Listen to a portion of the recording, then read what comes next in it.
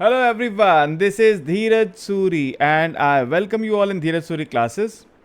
So now from today we are starting the discussion of the question paper of Public Economics for BA Economics Honors. It is DSC paper.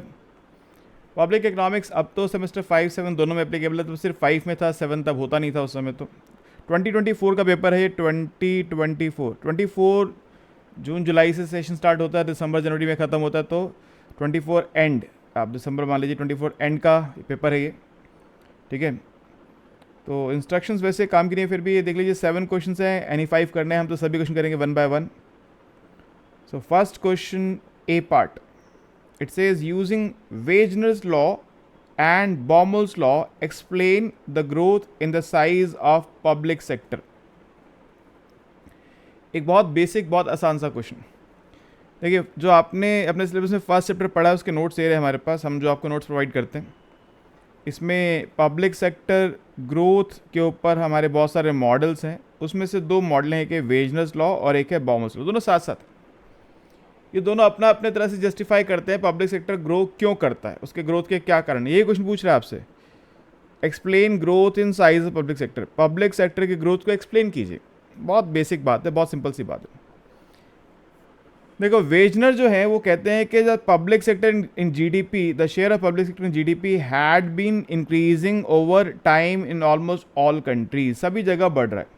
और उन्होंने एक theory दी है इसके लिए, ठीक है। Wegener analysis provided A theory rather than just a description. एक theory दी उन्होंने, इकोनॉमिक जस्टिफिकेशन दिया क्यों पब्लिक सेक्टर का शेयर बढ़ता है। उन्होंने कहा देखो, इसके 3 बेसिक कारण हैं, 3 बेसिक कंपोनेंट्स हैं। पहला ये है, it was observe that growth of the economy results in increase in complexity, economic growth requires continual introduction of new laws and development of legal structure. पहली बात तो यह कि जब इकोनॉमी ग्रो कर रही है, सभी इकोनॉमीज लगातार ग्रो कर रही हैं, और ग्रो करने के कारण नए नए इश्यूज सामने आते हैं, उसके लिए नए नए कानून बनाने पड़ते हैं, उनका इम्प्लीमेंटेशन करने के लिए आपको फोर्स चाहिए होती है। तो ये सब जो लीगल सेटअप है उसको मेंटेन कौन करता है? पब्लिक सेक्टर करता है। तो इकॉनमी के ग्रोथ की वजह से जो नए लॉज बनाने की ज़रूरत आ जाती है, नए लॉज को फिर मेंटेन करने की जो नीड है, that is why the public sector is growing. एक रीज़न ये। दूसरा, there was process of urbanization and increase externalities associated with it. दूसरा कारण ये कहते हैं कि देखिए, अब जो है अर्बनाइजेशन बहुत ज़्यादा हो रही है, सिटीज़ बहुत ज़्यादा डेवलप हो रही हैं। और देखो, विलेजेस में, विलेज लाइफ में के बारे में आप यहाँ रहे हैं या उस बारे में सुनते होंगे। अगर रहे हैं तो आपने फील किया होगा कि सब लोग एक दूसरे को जानते हैं। एक गांव में रहने वाले सब लोग एक दूसरे को अच्छी तरह से जानते हैं, जैसे वैसे एक दूसरे के रिश्तेदार हों। रिश्तेदारी एक तरह से, क्योंकि बचपन से, पीढ़ियों से वो एक साथ रहते आए हैं, तो सब हर एक बात जानते हैं, किसके घर में आज क्या बना है, शायद उनको ये भी पता होता है। लेकिन शहर में क्या होता है कि आप अपने पड़ोसी को भी अच्छे से नहीं जानते। आपको नहीं पता वहाँ कितने लोग रहते हैं उस घर के अंदर, जो आपके साथ वाला घर है उसमें कितने लोग रहते हैं, कई बार ये भी पता नहीं होता। अब ऐसे में क्या होता है कि जब विलेज लाइफ के अंदर किसी से कोई समस्या है तो आपस में मिल बैठ के वो सॉल्व कर लेते हैं, क्योंकि सब एक दूसरे को अच्छे से जानते हैं, सॉल्व कर लेते हैं। अर्बनाइजेशन के कारण सिटीज़ में जो लोग रहते हैं वो अलग अलग जगह से आए हुए हैं, उनका कॉमन रूट नहीं है। कोई कहीं से आया, कोई कहीं से आया। कोई प्रॉब्लम होने पर वो एक दूसरे से बात नहीं कर पाते, प्रॉब्लम सॉल्व नहीं कर पाते, फिर वो लीगल सिस्टम का सहारा लेते हैं, पुलिस बुला लेते हैं, आओ भाई ये सामने वाला नहीं मानता है, इसको समझाओ, ठीक है। तो ऐसे में जो अर्बनाइजेशन के कारण इश्यूज क्रिएट होते हैं, उन इश्यूज को कंट्रोल करने के लिए पब्लिक सेक्टर की ज़रूरत है। जो एक्सटर्नैलिटीज़ प्रोड्यूस होती हैं उसके लिए पब्लिक सेक्टर की ज़रूरत है। अगर एक्सटर्नैलिटीज़ है, कार पार्किंग को लेकर समस्या हो गई, ये किसकी जगह, कौन, पहले तो कार ही नहीं थी गांव में, तो कार पार्किंग की समस्या भी नहीं थी। अब शहर में कार है तो कार खड़ी करने की जगह की समस्या भी है। एक्सटर्नैलिटीज़ की बात कर रहा हूँ, कोई पॉल्यूशन कर रहा है उसकी वजह से समस्या हो रही है। तो बहुत सारे कारण हैं जिसकी वजह से यहाँ पर ये दिक्कतें आती हैं। अब तीसरा कारण वो गिनाते हैं, क्या कहते हैं, देखो, ये जो पब्लिक सेक्टर गुड्स प्रोवाइड करता है ना, they have high income elasticity. भाई पब्लिक सेक्टर क्या प्रोवाइड करता है? एजुकेशन। आप कहेंगे कहाँ सर, एजुकेशन कैसे प्रोवाइड करता है? देखिए, जो गवर्नमेंट स्कूल चलते हैं उन सब में आप फीसेस देखिए तो बहुत कम होती है। प्राइवेट स्कूल के मुकाबले गवर्नमेंट स्कूल की फीसेस बहुत कम होती है। गवर्नमेंट स्कूल 50-60 रुपये मंथली चार्ज कर रहे होते हैं, 50-60 रुपीज़ पर मंथ। सही सुना आपने, भरोसा नहीं हो रहा आपको? क्या लग रहा है ये हो ही नहीं सकता है? अरे हम तो 3-3 हज़ार, 4-4 हज़ार, 5-5 हज़ार महीने की फ़ीस देकर आए थे स्कूल के अंदर। 50 रुपये फीस हो सकती है, हाँ जी। कई जगह तो वो भी नहीं होती है, एकदम फ्री होता है। कई जगह 100 रुपये होती है, डिपेंड करता है।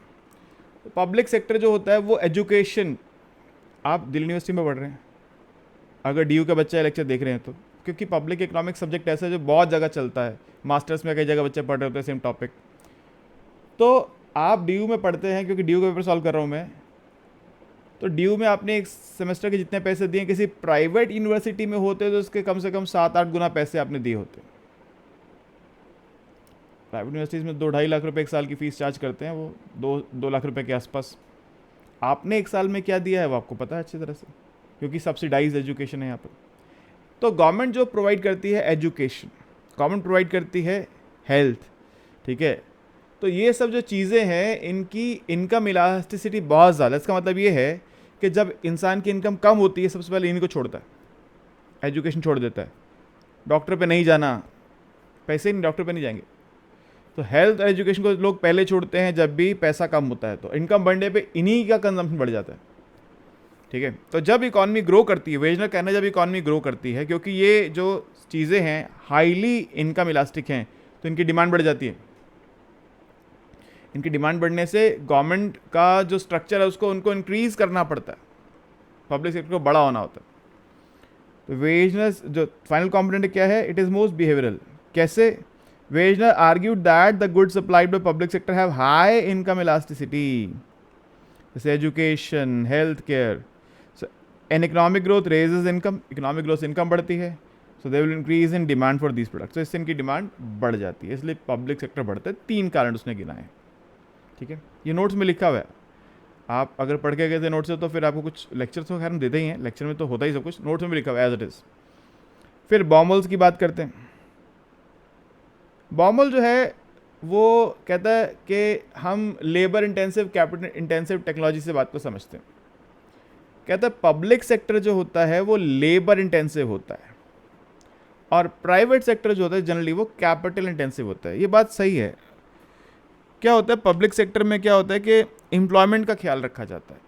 पब्लिक सेक्टर इस बात की कोशिश नहीं करता, क्योंकि प्रॉफिट मोटिव नहीं है, तो कोशिश नहीं करता कि कैसे कॉस्ट को कम किया जाए। ऑब्वियसली कॉस्ट तो कम करेंगे, लेकिन इस कॉस्ट पे नहीं करेंगे कि लोगों को हटा के मशीनों को ले आओ, लोगों की नौकरी कम करके मैकेनाइजेशन कर दो, मशीन्स लेकर आ जाओ, ये वो नहीं करते।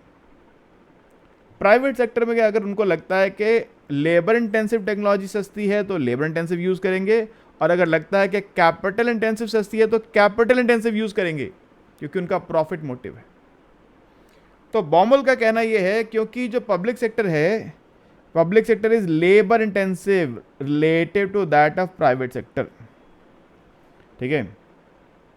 और यहां पर कैपिटल फॉर लेबर सब्स्टिट्यूशन नहीं होता है, लेबर की जगह कैपिटल लेकर नहीं आते पब्लिक सेक्टर में, लेबर से ही काम कराते, ठीक है। अच्छा, अब क्या होगा देखो, प्राइवेट सेक्टर, क्योंकि प्राइवेट सेक्टर जो है वो पर यूनिट प्रोडक्टिविटी इंक्रीज करने की कोशिश करता है, मशीन्स लेकर आएगा, मशीन्स लाने से क्या होता है उनकी प्रोडक्टिविटी बढ़ जाती है। ऐसा नहीं वहाँ वर्कर होते ही नहीं है, भले ही कम हो जाते हैं, वर्कर तो होते हैं वहाँ पे। अब वर्कर वहाँ भी है, वर्कर यहाँ भी हैं, लेकिन क्योंकि वहाँ पे प्रोडक्टिविटी ज़्यादा है तो वो हायर वेज ऑफर करते हैं, वो हायर वेजेस ऑफर करते हैं प्राइवेट सेक्टर वाले। अब कोई आदमी इसलिए थोड़ी एजुकेशन लेता है कि मैं पब्लिक सेक्टर में ही जॉब करूंगा। कुछ होते हैं जो सोचते हैं कि हाँ मैं समाज सेवा के लिए काम करूंगा, लेकिन जनरल जो होते हैं पब्लिक वो ये सोचती है कि हमको ज़्यादा सैलरी जहाँ मिलेगी हम तो वहाँ जाएंगे। तो प्राइवेट सेक्टर में भी ज़्यादा सैलरी दे रहा होता है तो लोग कोशिश करते हैं प्राइवेट सेक्टर में जॉब हायर कर लें, जॉब ले लें वहाँ पे, ठीक है। अच्छा, मगर अब क्योंकि कंपटीशन है तो पब्लिक सेक्टर भी वेजेस बहुत दूर नहीं रख सकता, वरना लोग काम नहीं करेंगे आपके पास। तो although there may be some frictions in transferring the between the two, wage rates cannot be too far out of line, दोनों जगह वेजेस बहुत कम नहीं हो सकती, ठीक है। अच्छा, तो प्राइवेट सेक्टर में टेक्नोलॉजिकल एडवांसमेंट के कारण वेजेस बढ़ती रहती हैं, पब्लिक सेक्टर में वेज बढ़ानी पड़ती है। In private sector it is possible to substitute capital for labour, वो तो हटा सकते हैं, तो टेक्नोलॉजिकल एडवांसमेंट के कारण वहाँ पे प्रोडक्टिविटी बढ़ती है तो वहाँ वेजेस बढ़ती हैं, जिस वजह से पब्लिक सेक्टर की वेजेस भी बढ़ानी पड़ती हैं। तो उससे साइज कैसे बढ़ेगा बताते हैं अभी आपको। तो अब क्योंकि प्राइवेट पब्लिक सेक्टर में हम कैपिटल की जगह लेबर की जगह कैपिटल लेकर नहीं आ सकते, तो वेज इंक्रीज़ यहाँ भी बढ़ता है, इससे इसकी कॉस्ट बढ़ती है। जब वेज इंक्रीज़ होगा तो कॉस्ट बढ़ेगी। ठीक है जी। अच्छा, कॉस्ट बढ़ने से क्या होता है? कॉस्ट बढ़ने से पब्लिक सेक्टर का एक्सपेंडिचर बढ़ता है। क्या बढ़ता है? पब्लिक सेक्टर का एक्सपेंडिचर, यानी उसका साइज़। क्योंकि हम जब जीडीपी की मेजरमेंट करते हैं तो एक्सपेंडिचर मेथड यूज़ करते हैं ना वहाँ पे हम लोग, तो हम यूज़ करते हैं कितना एक्सपेंडिचर हुआ। तो आपने जो लिया government expenditure, public sector expenditure बढ़ गया, तो यानी पब्लिक सेक्टर का शेयर बढ़ गया। सिंपल सी बात है, इसका नोशन बड़ा सिंपल है कि क्योंकि प्राइवेट सेक्टर क्या करता है, वो टेक्नोलॉजिकल एडवांसमेंट का फ़ायदा उठा के टेक्नोलॉजी लेकर आता है, तो वहाँ जितने वर्कर काम करते हैं उनकी प्रोडक्टिविटी बढ़ जाती है। प्रोडक्टिविटी बढ़ने से उनकी वेज बढ़ती है, क्योंकि एक ही मार्केट में दो अलग अलग, वो कहते हैं ना एक मैदान में दो तलवार तो रह नहीं सकती हैं, तो एक ही मार्केट में दो अलग वेज रेट चल नहीं सकते हैं। तो यहाँ पब्लिक सेक्टर को वेज बढ़ानी पड़ती है, उससे उसकी कॉस्ट बढ़ जाती है, तो पब्लिक सेक्टर का एक्सपेंडिचर बढ़ जाता है, यानी उसका जो शेयर है जीडीपी में वो इंक्रीज़ कर जाता है। ये बाउमोल्स लॉ है। ठीक है, तो ये क्या कहता है? Increasing proportional size of public sector, क्योंकि इस तरह से वो बताता है वेजेस बढ़ने के कारण पब्लिक सेक्टर का एक्सपेंडिचर बढ़ता है, उसका शेयर बढ़ जाता है। ये सिंपल सा एक क्वेश्चन, सिंपल सा उसका आंसर है। इस समय का क्वेश्चन बहुत सिंपल है। ये 10 मार्क्स का क्वेश्चन था जी, 10+8 है। ये क्वेश्चन 10 मार्क्स का था। आंसर आपको लिख के दिया हुआ है हम लोगों ने पहले ही। होपफुली पेपर में आप ये क्वेश्चन अच्छे से करके आए होंगे। कोई क्वेरी अगर आपको अभी भी है, वैसे इसमें तो क्या ही क्वेरी होगी, बहुत बेसिक क्वेश्चन था। मैं एक क्वेश्चन एक बार में आपको पता, मैं एक क्वेश्चन एक बार में आपको आंसर प्रोवाइड करता हूँ, ताकि आपको जो क्वेश्चन में दिक्कत हो वो क्वेश्चन आप लेक्चर खोल के चेक कर लें। हाँ जी, ये क्वेश्चन मैं चेक करना चाहता हूँ, तो अभी क्योंकि पहला क्वेश्चन से बता रहा हूँ मैं आपको। तो 1A हमने आज कर लिया, फिर 1B ऐसे ही करके बाकी क्वेश्चन भी करेंगे। ठीक है, आज की क्लास में इतना ही, फिर नेक्स्ट क्लास में आगे चलेंगे। होपफुली इतनी बात आप लोग समझ गए हैं। कोई क्वेरी है आपको, कोई बात जानना चाहते हैं, डिस्कस कीजिएगा मेरे साथ। Right, okay, thank you.